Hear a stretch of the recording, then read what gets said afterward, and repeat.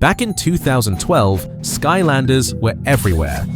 They had multiple different games and a huge collection of toys generating billions of dollars. But by 2016, they were firing masses of staff, and since then, things had only gotten worse.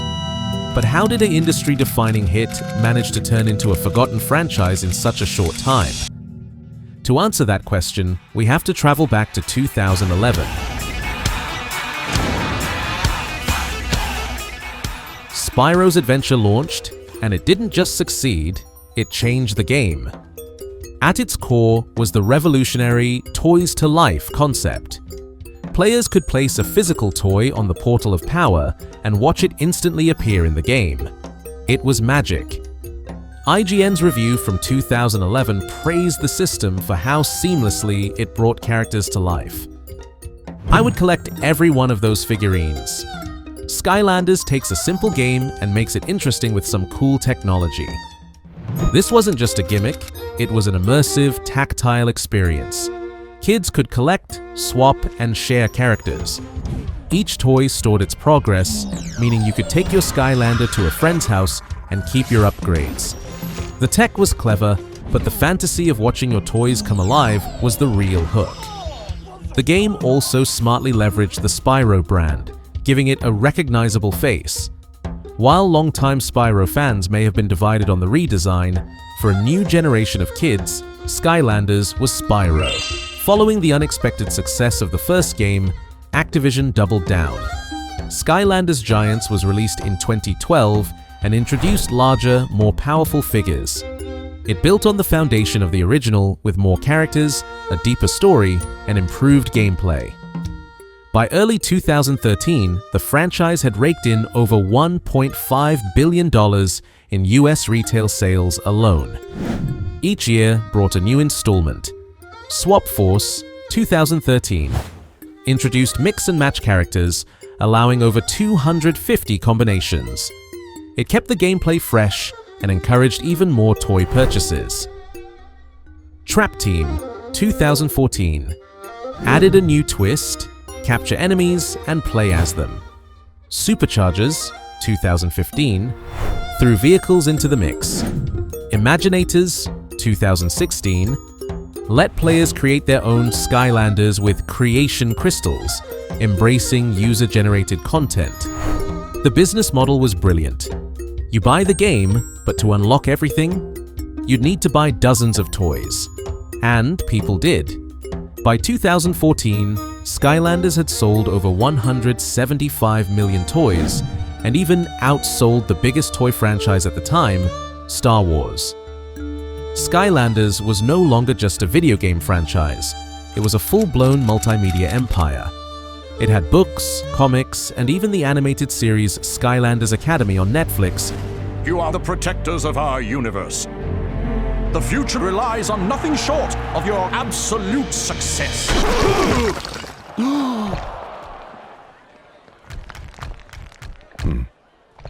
think anyone noticed me? But this massive success came at a price. With each annual release came dozens of new figures. Each wave required a new portal or accessory to unlock specific parts of the game. What started as fun, collectible gameplay became a grind, and an expensive one. Parents were spending hundreds just to let their kids access everything. For casual players, it became overwhelming. By the time Imaginators hit shelves, many fans had simply tapped out. There were over 300 unique figures, not to mention all the variants, special editions, and packs. That sense of wonder replaced by exhaustion. The genre also became crowded. Disney jumped in with Infinity, bringing with it the entire Marvel, Star Wars, and Pixar roster. LEGO followed with LEGO Dimensions, using nostalgia and big franchises like Harry Potter, Ghostbusters, and Doctor Who. Skylanders no longer had the novelty. It was competing in its own genre, and the market was splitting. Internally, the writing was on the wall.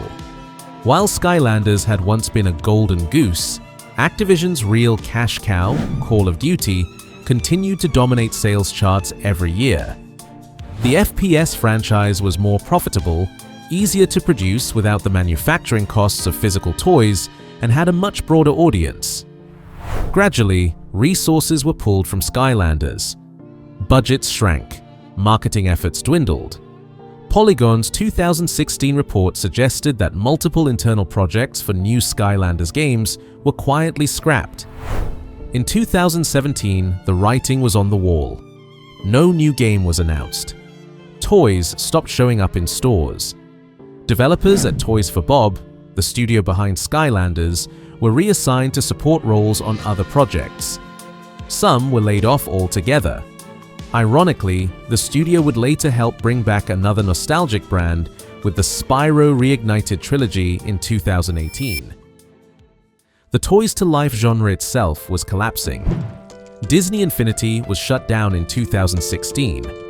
LEGO Dimensions was discontinued in 2017. Amiibos by Nintendo are still around, but more as collector's items than as a core gameplay mechanic. The market had changed.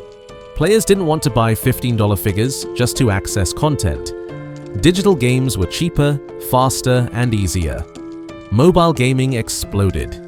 Battle passes and microtransactions replaced physical toy monetization. Why produce plastic when you can sell skins? Retailers stopped giving Toys to Life games shelf space.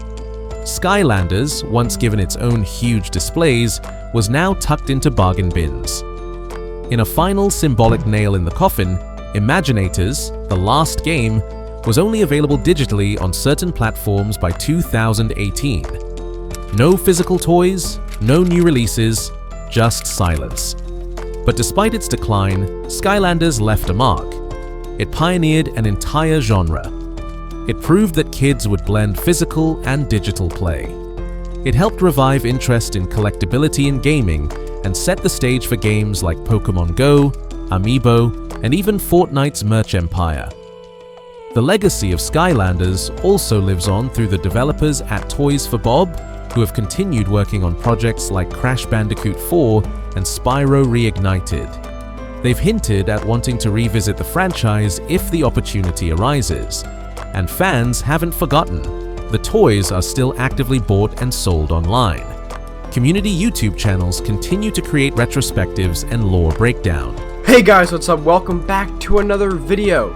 Today we're going to be looking at bad Skylanders reviews. Well, basically, I went to Metacritic, and all these reviews are from Metacritic. That's why in the little intro thing, whatever, it says Metacritic. They're all from Metacritic, and these are all reviews that I thought were pretty funny, and we're going to look at them, go over them. I want to say why. So I will leave you with this. Do you believe that the Skylanders will ever make a comeback?